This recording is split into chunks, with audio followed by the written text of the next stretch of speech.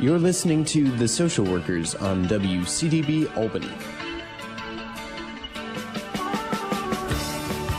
Welcome to The Social Workers. I'm your social worker with a microphone, Catherine Zox, and you're listening to The Social Workers Radio Talk Show on WCDB 90.9 University at Albany FM station. Good morning, and here we are, this Social Workers Radio Talk Show with Alyssa Lotmore, my co-host, and Luke Stein on the board. So this morning, guys, we have one guest who's going to be calling in. She's not a social worker, but a sociologist, Judith Levine, or Judith Levine, and she is she's from Temple University, assistant professor, and her new book is called Ain't No Trust: How Bosses, Boyfriends, and Bureaucrats Fail Low-Income Mothers and Why It Matters. So Alyssa and I have done a lot of research on this topic, haven't we? Yes, we have, and I'm really interested to talk to her today because there's so much with funding cuts and with just how staff of agencies are really being overworked. I'm interested to see what her take is on how this is affecting low-income families and how it will change the interactions between a worker and the people that they're trying to help. That's, I think, the thesis of her book. There's something besides her book, I think recently, and you and I had discussed this as well, social workers, and this is the first time that I've heard about it, social workers actually have gone on strike in Los Angeles because they feel that or not just feel, I guess they're not getting paid for the work that they do, and their caseload is so overwhelming that they can't do the work they're supposed to do with each client and each individual.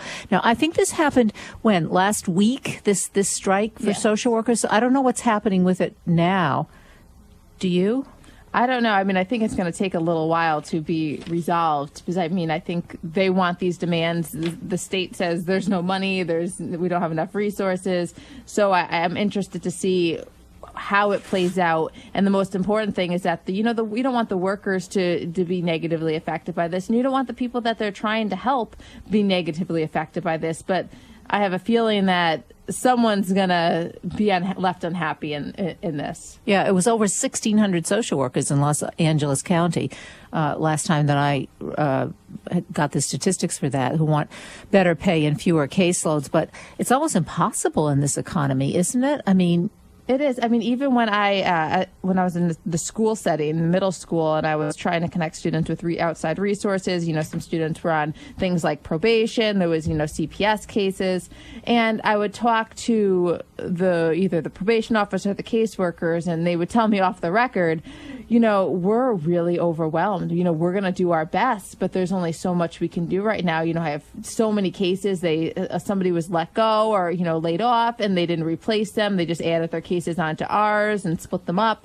So it's just something that is the reality of what it is today. This is what it is. A lot of cases, and do your best to maintain how you can. Yeah, well, what happens is it filters down to the clients, and the clients aren't getting the best care. And this kind of ties us into Judith Levine's book, her premise that the clients distrust some of the people that they distrust in terms of helping them to get the resources they need are the social workers or the caseworkers. Well, if the caseworkers are under so much stress themselves, all they want to do is get somebody off of welfare or just push the numbers or get the numbers down so that they don't have such a high caseload, and they're really not concerned with their clients and their clients' needs, and hence the clients distrust their caseworkers.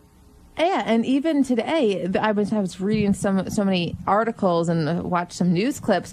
There's a larger group of people needing assistance. It's the middle class. It's people who live in the suburbs now because of loss of jobs, unemployment, things not being able to afford the things that they used to be able to afford. Things with the government shutdown. People really who never expected to be in a situation where they would need the help of the government or need some sort of assistance are now finding themselves there. And that's also adding to the caseload on top of the people who were already on the caseloads for a lot of these caseworkers. So it's the whole thing is burgeoning. It's the people who never had jobs, the working poor, the middle class, and all of them require these resources. Yeah. And the people who are providing them they're less and less. You can't get jobs. I mean, you and I were talking about this earlier too. Even we're in the Albany area. You know, when you try to get your students out there, or the graduate students, to get jobs in social work, they're not hiring. I don't know exactly what the statistics are, but it's an issue in terms of hiring new caseworkers, or even, I guess I would imagine, even new MSWs. It's definitely something that's hard, and it's concerning. You know, people are going to school, they're trying to create a better life for themselves, and they're finding that the jobs aren't there because positions were cut, grants ended, and weren't started again and picked up again. It's definitely something that's really concerning, because we need more people, but there's just not the money to pay people. And how can, Levine talks a lot about trust, how a lot of people, even not the poor, are struggling with trust. Look at people's pensions aren't there anymore because the government doesn't have the money to pay them. People are working for companies that are now laying off, and they've been there for 25 years. There's this level of distrust with organizations, government, just in people, other people in general, that is causing a ripple effect in the economy. Yeah, you talk about trust and mistrust and expectations and not knowing what to spend, how to spend it, what's going to happen with the economy. So, I don't know, is this unique? I think that it's hard. I know if we look at our history, there's always been issues where things sort of took a nosedive and then they picked back up. It just seems like we've been stuck for a long time. And even though there is progression, even though there are things that are getting better, a lot of us aren't feeling it. And I think that's the thing. A lot of us are still feeling that on edge. Should I buy a house if it's not going to be worth as much as I paid in a few years? It's just this level of insecurity and concern, and just they don't have that reassurance to really go forward.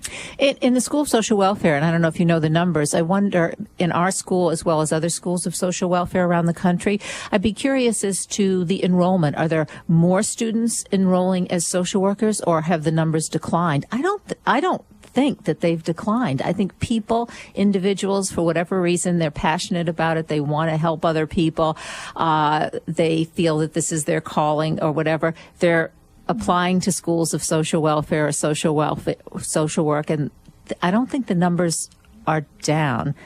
Yeah, but I know people really believe that this is the best thing for them. With a degree in social work, your chances of getting employment are higher. Your chances of getting a better paying job than without that degree is higher. So I think they're still holding on to that hope if they can afford it. I talked to someone the other day who was thinking about going into social work, and they just said, I can't afford it right now. I can't afford the degree, and I can't take that risk of not being able to find a job or get that pay. So I did talk to someone actually last week who said, I just don't know if it's a risk I can take right now, just with the way things are. I already have loans for the undergraduate, and I don't know if I can take on that added thing. And they wanted it, but it was just that concern, that uncertainty. What happened if I don't get a job? What happened if I can't pay off my loans? It's another 2 years of school.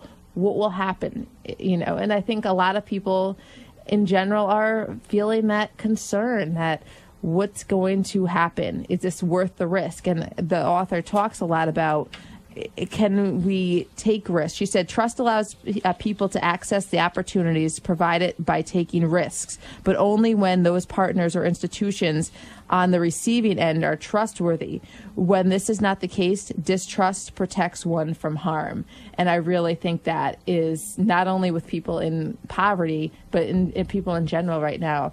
Distrust is really causing a effect on people not to take those risks. I wonder, is it true in other jobs? Luke, what about you? You're not social. You're into business, right? You're in the. Is that something like that? Something yes. like that. Well, close enough. Close enough. I want to go into the field of big data, which is the new trend in advertising. So, all right, so tell us what big data is, because that's very different, I think, than social work. Obviously, why'd you go into it, and are there jobs available in big data? Yes, it is. if you go to something like Amazon, like that's a good example of it, the things that they recommend to you are based on statistical equations, based on what other people similar to like you have looked at and purchased, and that's how they recommend things to you. So where do you fit in terms of a job? Well, you say you graduate in May. In May. And what's the degree? I will have a BS in economics with a minor in business. And so I've been working on, I'm working on a research project right now that looks at customer satisfaction as it relates to union versus non-union companies, as it relates to the union membership and participation rate in an area. Does that involve trust?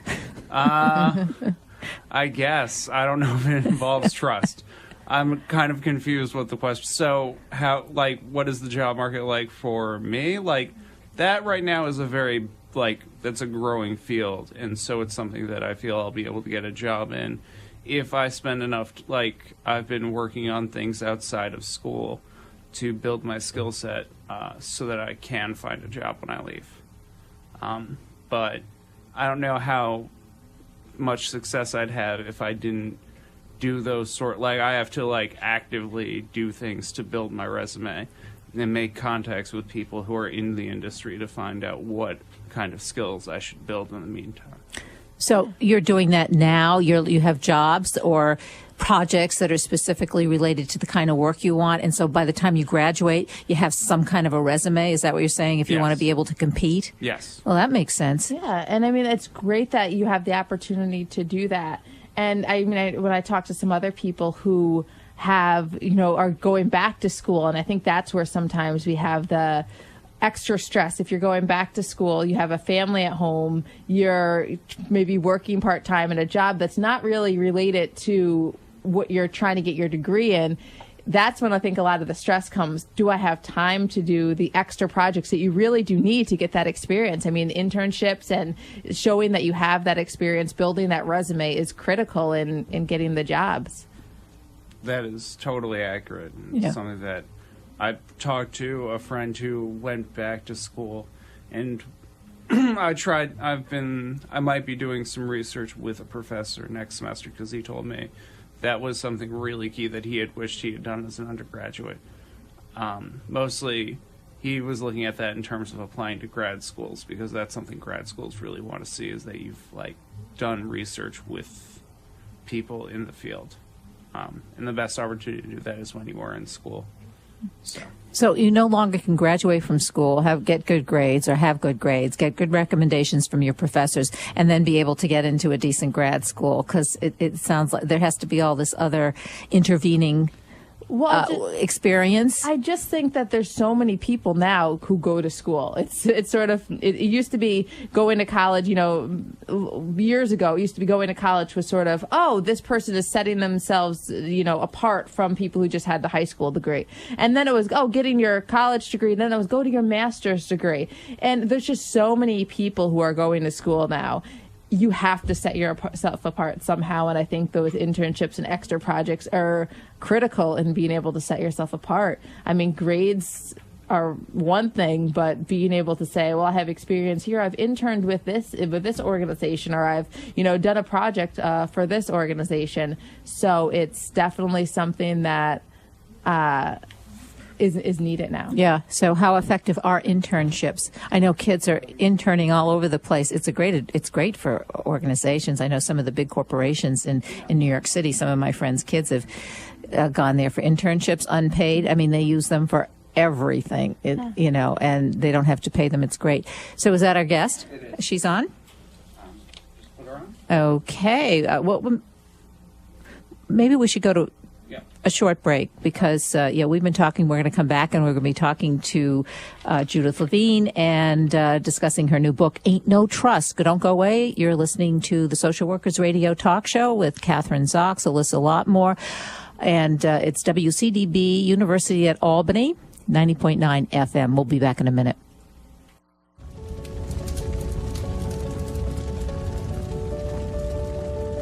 A single ember that escapes from a wildfire can travel over a mile, carrying a world of trouble. It can land, ignite, and destroy your home and community. You can't control where that ember will land. Only what happens before it does. With simple things like clearing areas around buildings, knowing community safe zones, and being prepared for wildfires, you could keep this from turning into this.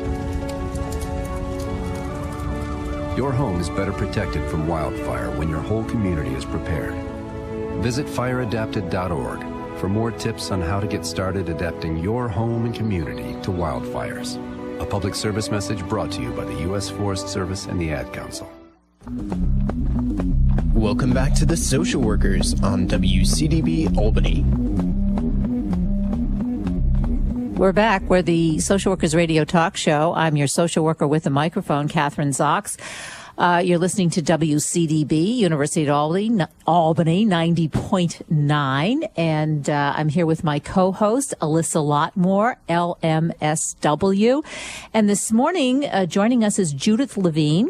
She is the author of Aint, No Trust. She is a professor in the Department of Sociology and the program on women's studies at Temple University. And she's also taught at Northwestern University and the University of Chicago. Her book, Aint, No Trust, How Bosses, Boyfriends, and Bureaucrats Fail Low-Income Mothers and Why It Matters, is what we're going to be talking about today. Welcome to the show, Judith. Nice to have you on this morning. Thank you so much. Is it Levine or Levine? Levine. Levine. Okay, Dr. Levine. Interesting topic. We kind of started talking about it before you got on the show, but obviously we're not sociologists, we're social workers, but certainly very interested in this topic. So let's start with the premise of the book, because while you wrote the book, you had 95 interviews that you did with low-income moms? That's right. And some of those were before welfare reform, which happened in 1996, and some were with different women 10 years later in the mid-2000s, after welfare reform's policies were firmly entrenched. All right. So when I guess I was going to ask you if there are any surprises, but maybe I'll ask you that at the end. So what did you find? I mean, you have this, as I understand it, and I obviously want you to go into detail, but you're saying, as we understand it, the premise of the book is that these women don't trust the social workers, the caseworkers, whomever is supposed to help elevate them or get them out of the system so that they're no longer on welfare. But the whole issue of not trusting prevents them from being able to get out of the welfare system? That's right. So, first of all, it goes even more broadly than that. They certainly don't trust caseworkers for the most part, and therefore the welfare system that caseworkers represent. But they also don't trust lots of people, employers, childcare providers, boyfriends, and sometimes even family and friends, even though that's the group they trusted most. So I think distrust is really palpable and really pervasive in their lives, and it blocks all sorts of actions. But yes, indeed, it does block belief in the few voluntary incentives that are left to move into the labor market before sort of the mandatory ones hit. People don't believe that promised benefits, promised work supports are actually going to be delivered. So this level of distrust, you're saying, prevents them to get or maintain a job or trust a boss, and then they leave the job, because the general public, I think the overview, unfortunately, is, well, you have these people who just want to live off the system, and it's their fault that they're there in the first place, single moms with lots of kids, and they sort of kind of blame the victim. Right. Yeah. But right. And of course, it's very easy to do that if you don't sort of spend time in someone's shoes. And a lot of those images, really don't map onto reality very well at all. And even before welfare reform, this sort of live off the system, sit on welfare forever, was an incredible minority of the caseload, that the vast majority, used it the way the new system is intending. They kind of used it when an emergency hit. They used it temporarily. The majority were off and into the workforce within 2 years. So that image sort of stems from lots of history in our country, but not from a lot of reality about people's lives. It's hard for low-income single mothers, in particular, to sustain employment. It's hard for a lot of reasons. Childcare is, everyone in this country has a lot of problems with childcare. Middle-class parents have a lot of trouble. We don't have a very organized childcare system. That's hard to sustain. Low-wage jobs are hard to sustain. Commutes are hard to sustain. A lot of the jobs in the low-wage labor market are really inhospitable to parenting, and if kids get sick, and they don't get sick with a lot of warning, and lots of people lose their jobs when they don't come because their kid is sick. So there are lots of things that make this welfare to work transition very difficult. Well, there's a history, obviously, of welfare in our country, and I think on your website, I actually was reading it, I think in the first chapter of your book, there is an excerpt. Can you just briefly tell us about that? Because I think that's important for listeners to kind of get, kind of a basic understanding of how our welfare system evolved. Right. So, first of all, we were very slow as a country to have any kind of welfare system, much slower than our peer countries. And we, around the turn of the last century, in the early 1900s, there was the progressive reformers were trying to get something in place particularly for single mothers, and most single mothers at that time were, or many were, war widows from the Civil War, and this, of course, was a group that was deemed very worthy of our help and our sympathy. And the major theme in the U.S. history of the social welfare state is this distinction between the deserving and the undeserving poor, and we are more generous when we deem a group deserving than when we deem a group undeserving. So at first, single mothers were deemed very deserving.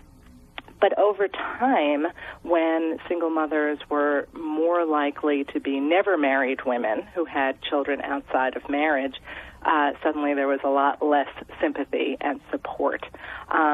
So our first, federal programs came from the Social Security Act of 1935 during the Great Depression, part of the New Deal, Roosevelt's New Deal legislation, and that's what established the precursor to what we think of as welfare. And so that was only in 1935, and then 60 years later, we did dramatically scale it back. By taking away a federal entitlement to it, by making it time limited, by adding work requirements, etc. So then attitudes changed as a result of it. Changed, it's okay to support war widows, but it's not okay, initially, to support women who have had children out of wedlock. And of course, race plays a huge role. Yes, and what administration, because that was something that you pointed out, I think, in the chapter in your book. When did that come into play? Because, yes, race became a huge issue. Mm-hmm. So in the 1960s, with the War on Poverty and the Great Society programs, there was really, for the first time, I mean, like with voting, like with lots of things, African Americans had really been discriminated against and had been, through sort of all sorts of subtle ways, kept out of receiving welfare benefits. It was, there were lots of obstacles. And part of the War on Poverty in the 60s was to try to include these folks who had been cut out of the system. So the roles did expand, and they expanded largely with African American participants, and increasingly with women who had not been married. And as frustration grew with how little the War on Poverty did, because the War on Poverty promised a lot more than it delivered, and as other frustrations with the failure of the civil rights movement to bring economic equality, the racial unrest in cities, et cetera, kind of turned middle-class America and white America against the welfare system, and this was very much because it was, in part was very much because it was perceived as suddenly not a white program in the way it had been in the past. Talk to us about the two-tiered welfare system. I think that's important to define.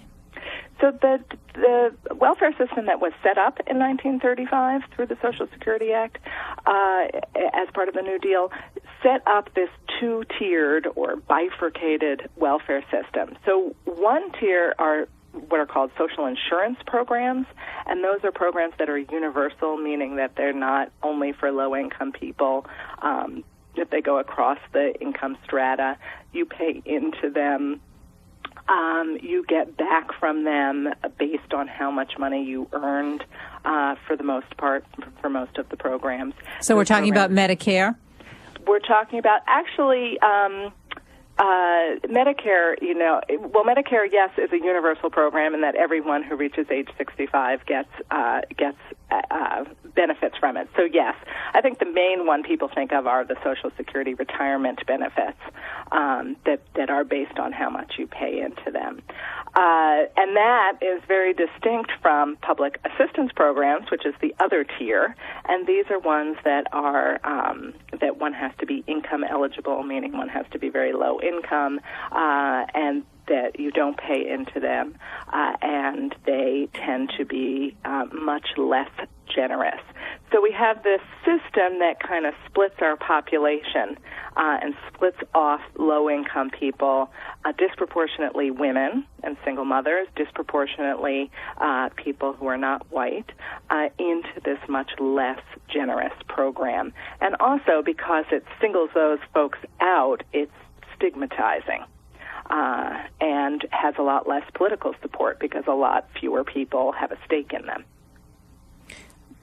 Do you feel that, you were talking a lot about welfare and how a lot of the trust. Do you feel that there's enough support to help people really get off welfare, or if they want to? Do you feel, because so many times I've talked to parents who, I worked with their children, and they're talking about how they want to have this better life, but they just don't have the resources or the know-how on how to get to where they need to be, building those job skills, resume building. Do you feel that we're offering enough support? Caseworkers are connecting people, single moms, with enough support to help them really make that lifestyle change, or is it more of just pushing them through a system? I do sadly think it's more of the latter than the former. But let me first say that I think caseworkers have an unbelievably difficult job in the post-welfare reform world.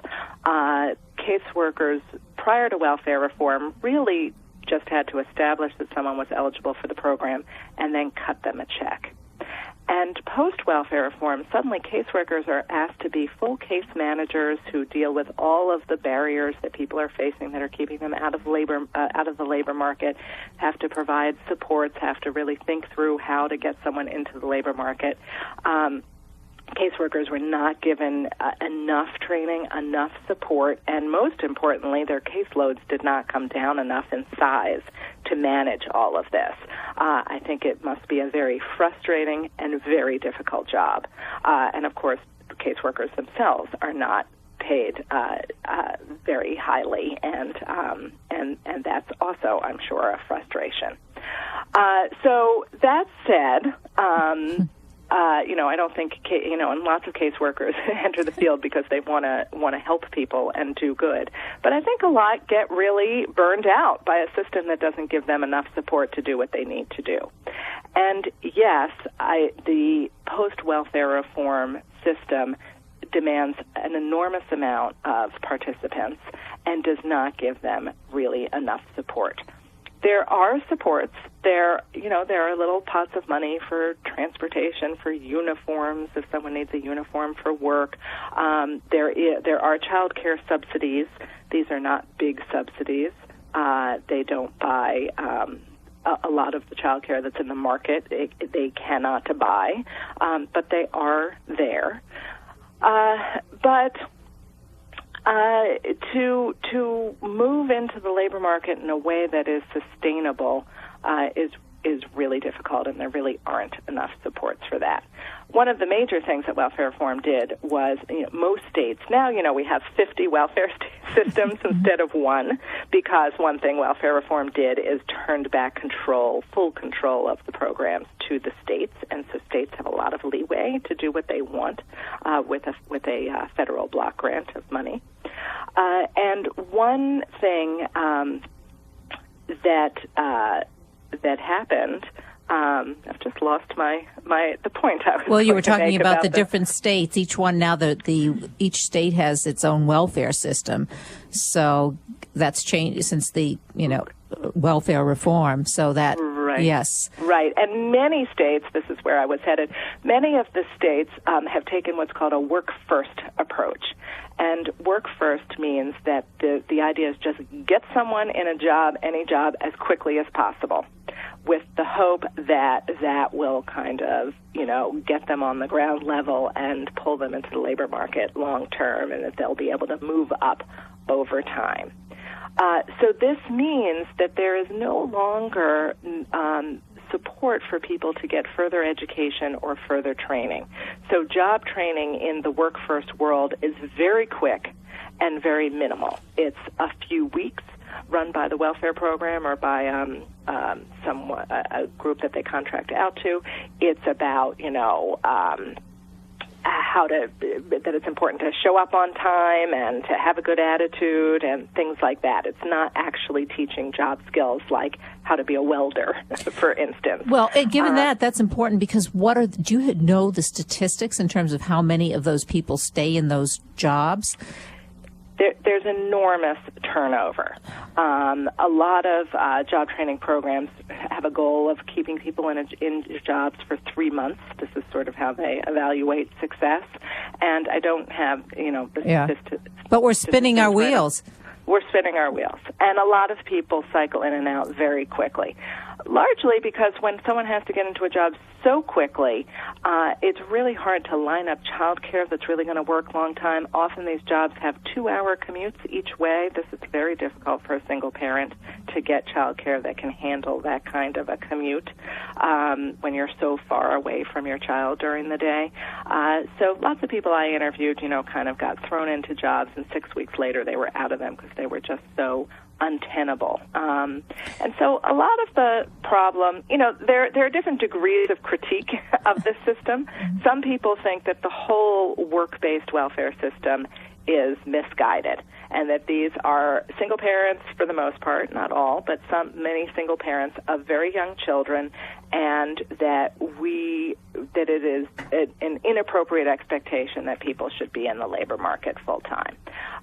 So that's one critique. Others think, okay, no, we have moved to a society where we think it's an appropriate expectation for mothers, even single mothers of very low income, very young children to be working, but this system is just too inflexible, that there isn't enough support, there isn't enough time, that the demands are too heavy. Dr. Levine, how can we expect low-income mothers to go out and work, whether part-time or full-time, when I think you mentioned this at the beginning of the show, middle-class mothers can't handle that with all the support, with even having a certain income or support from a spouse or a partner or family.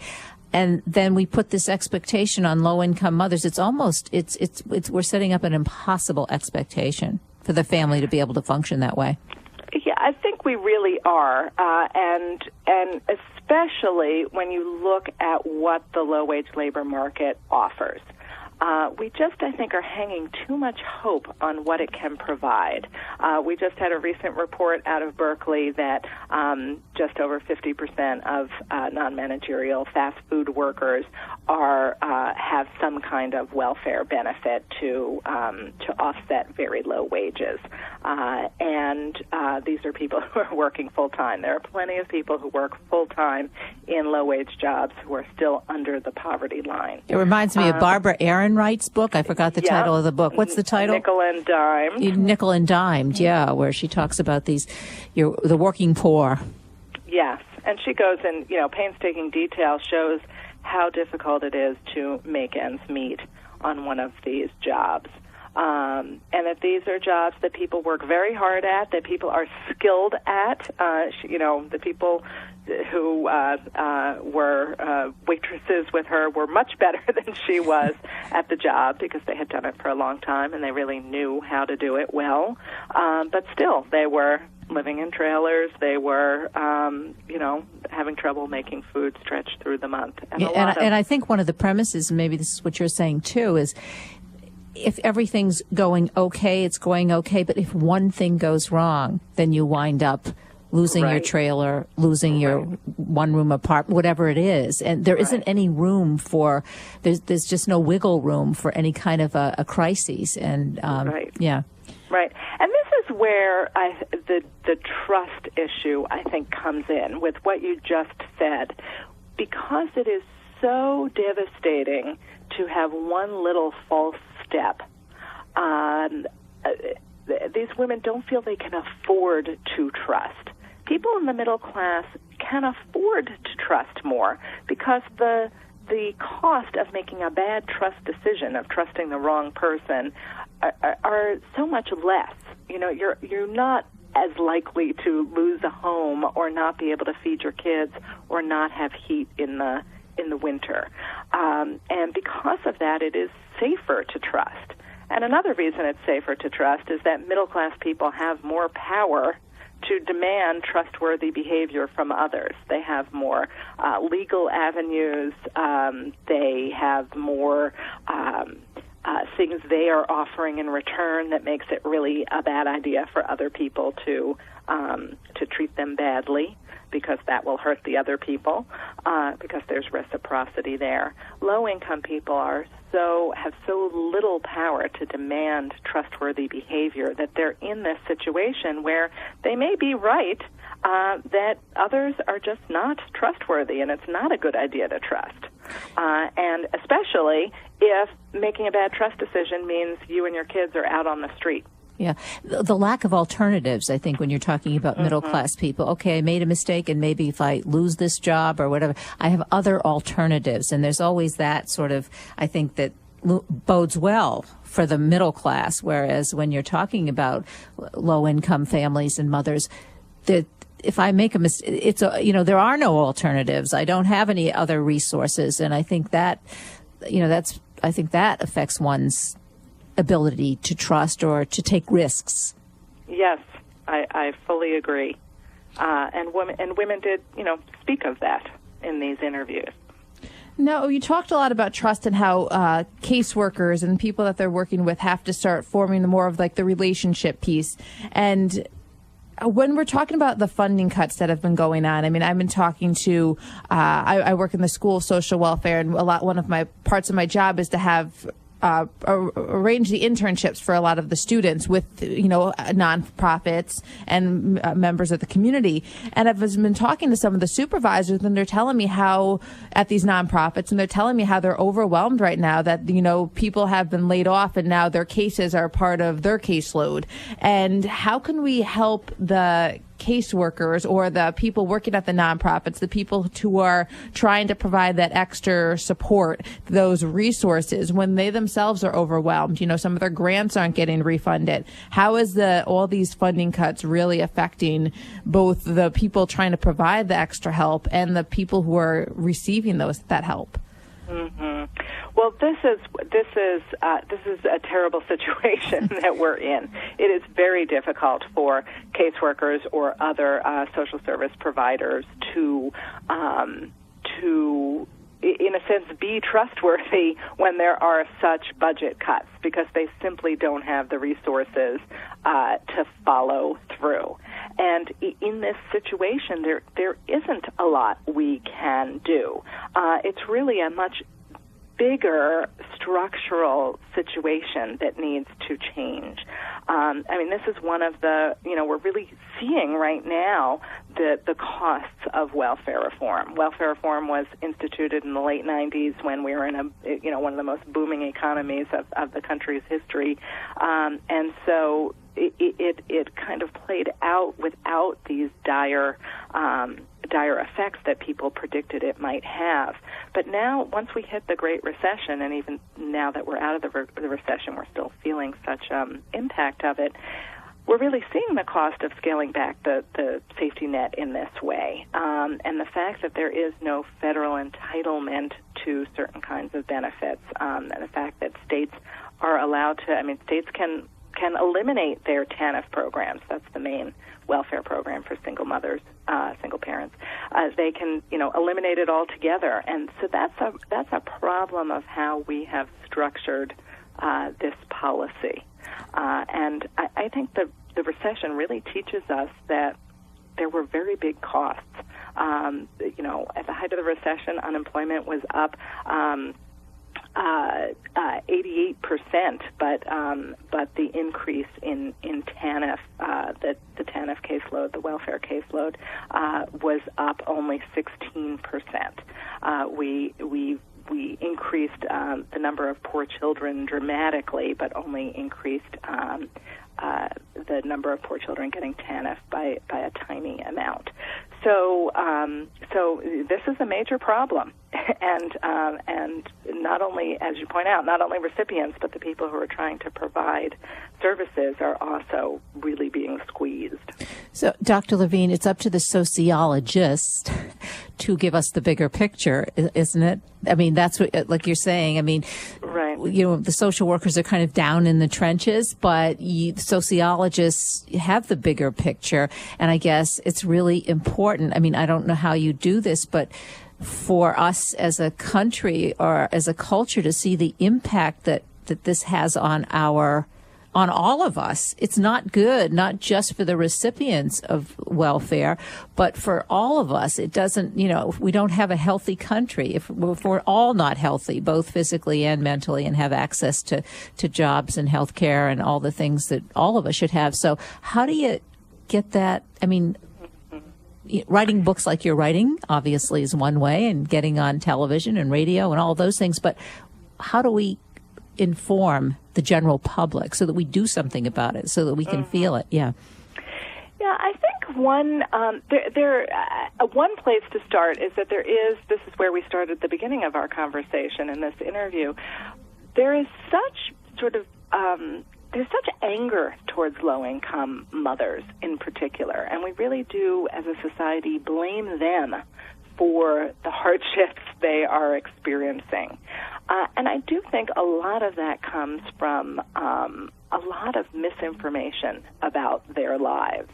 And so, one way we can start is by, really getting the facts and figures and a qualitative feel for the daily life out there so that people understand these are not, there's fraud in any system, of course. But, for the most part, these are not people who are, driving to the welfare office in their Cadillac to pick up their check as the stereotypes, welfare queen image. One quick example: Florida decided to drug test all of its welfare recipients, and they did it for 4 months. And out of over 4,000 people that they tested, 108 came up positive. That's 2.6%. So it seems to me they did better than our athletes. Yes, exactly. One thing is to really just communicate what is going on with this population, that this is not a population of people who are sucking a system dry in the way many people think. So that's one thing. But another thing is, we are a country of growing inequality, and I think a lot of people do understand that, because a lot of people, the top 1% of the income distribution is so much wealthier than everyone below, and so a lot of people understand that inequality is problematic, and they feel it themselves. And so I'm really arguing that this trust issue is another form of inequality, and that people at the very bottom, aren't able to get the benefits of trust, because trust is a very valuable thing. Trust brings a lot of goodies to you. And so sort of making the connection in people's minds that trust, it may sound like a foolish luxury to be talking about trust in the middle of this economic crisis we're in. But I really don't think it's a luxury. I think it really is, as you say, a kind of sign of this unhealthy situation that the country is in. Do you think that we need to, kind of taking it from the other side, I mean, we blame the victim. Do we have to take a look at ourselves? Do we blame the victim because maybe, particularly in these kind of unnerving economic times, that we're afraid we may be, you're talking about the working poor or even the middle class, that we might find ourselves in that kind of a situation, and that this kind of like that we have to examine our own feelings for why we mistrust also and distrust and blame the victim of our welfare system? I think that we do. And, it's interesting. You might predict that in times when everyone is at risk of falling economically, that it might make all of us more generous, have more generous feelings about a social welfare state, that we want a safety net to catch us since we suddenly feel like we might need it in a way we never thought before. So that would be one prediction, but lots of evidence suggests that that's not what happens, that when people are fearing for their own situation, they get much less generous because they feel that, these other people are taking at a time when they themselves need. So those are kind of two different ways one could go. I agree with you. I agree with you on that, because I was talking to some people, and even I read sometimes when they have the articles on the computer, and I read the comments section just because I like to just get a feel of, not that I, some of the people who write comments, I'm just like, oh yeah, but it gives me a feel of the different perceptions that are out there and different perspectives of people. And a lot of one thing I gathered as I look at the articles when they say something's going to be cut for welfare, and a lot of the articles are for it, and it's a lot of times it's, middle class families saying that they're struggling and they need help, but they don't qualify for help. And it's sort of this frustration, why does somebody else get something that I'm scrimping for and trying to, pay for so I can maintain it? And I think it's turning into this, why do you get something when I have to work harder for it? Because right now people are working harder to have that lifestyle that used to come so easily to them because they could afford, the certain things in their life. But with the economy and the recession, it just sort of got everything all mushed together, and it's not easy anymore. Yeah, I think you described that whole trail of sort of a psychological response perfectly. I think that's exactly how people are feeling. And of course, it's very understandable because, the middle class really is being squeezed. And part of the problem of the middle class being squeezed is that it hurts those in poverty, too, because it leads to this lack of generosity. And I'm interested to see, with all these elections, if there's this growing frustration, how is this going to change, the future elections, and the policy changes that are going to be made in regards to welfare? Is there going to be cuts? Is there going to be more support? I'm interested to see with a growing frustration from, certain people who vote a lot, how is this going to have effects on where the country goes to from here? Yes, it will indeed be very interesting. I mean, in a way, the last presidential election was kind of it gave us a feel for this, because those were the two different images that the two candidates were portraying, and President Obama was arguing for a vision that in times of stress we need to all band together and support each other, and candidate Romney, of course, had a very different image and was sort of talking about the entitlement society and creating an image of takers that we can't afford at a time when we're in economic crisis. So those two images were laid out very clearly in that election, and of course, we know what the outcome of that election was. But we'll see what comes next. I want you to get back to your book in terms. I'm always interested in the specifics because you interviewed all of these women. Give us some examples of some of the cases and some of the specific cases and situations that you encountered when you were interviewing the individuals for your book. Sure, great. Yes, it definitely does bring it, make it more vivid. Since we've talked a lot about the welfare system, I'll give you an example of someone interacting with a caseworker, and then I'll try to give you some feel for the other areas of the book and other arenas. There is Julie Callahan, who was a white 23-year-old woman who had a 5-year-old, and she also had a new baby. And I talked to her for several times as she was applying for TANF, the welfare program, when she had that new baby. And she was really shocked when she walked into the welfare office and her caseworker chastised her for having another child, said things like, why are you here? Oh, I see, you've had another child you can't afford.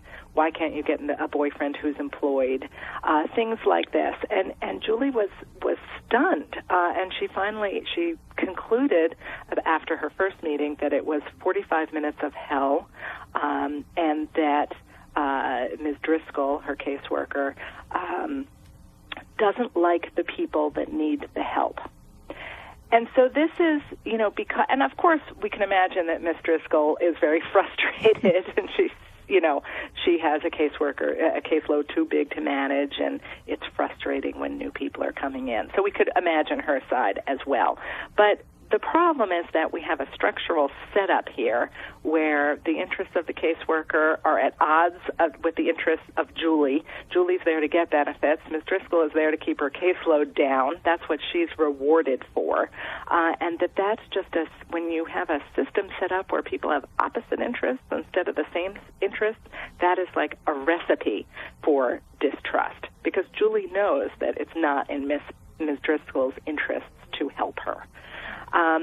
So other examples, Adriana Marquez, who was the mother of a 10-month-old son, was kind of very quickly put into a job, because of Workfirst, where she worked for a cleaning company that cleaned at night, overnight, in the middle of the night, in a big box store.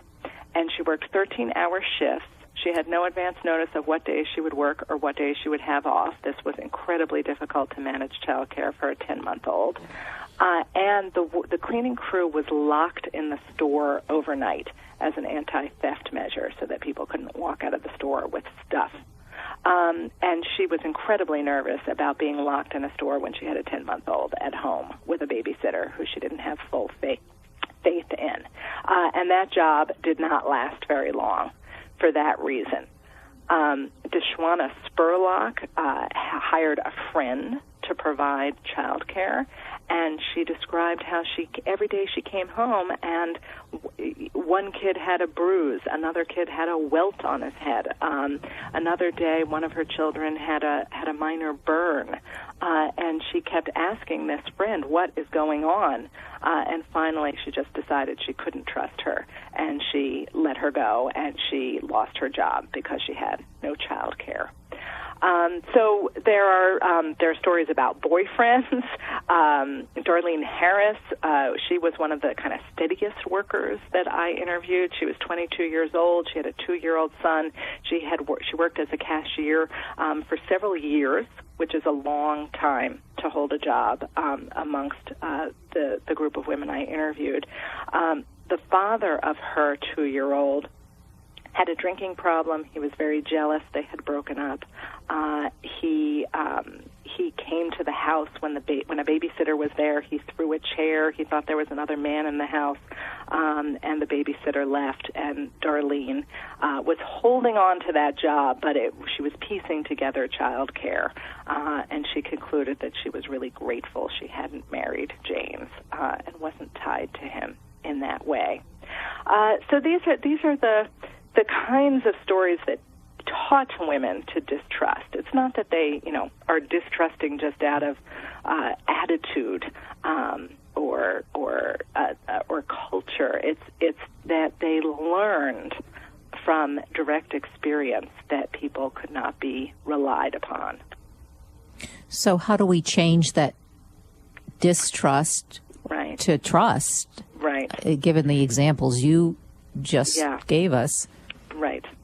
So it's not in any way easy to do. And to really eradicate distrust at the bottom end of the income distribution would require huge structural change. It would require a more universal welfare system with more generous benefits. It would require a raise in the minimum wage, new legal standards for how low-income workers are treated. It would require a change in the labor market prospects for low-income men who are so cut out, and that leads to all sorts of frustrations and difficulties on their part that leads to the kind of behavior James was exhibiting. Those are really big changes, and many of them are pretty unlikely. But there are some smaller changes that would go a long way to help the situation, and I think the most obvious one is in the field of childcare.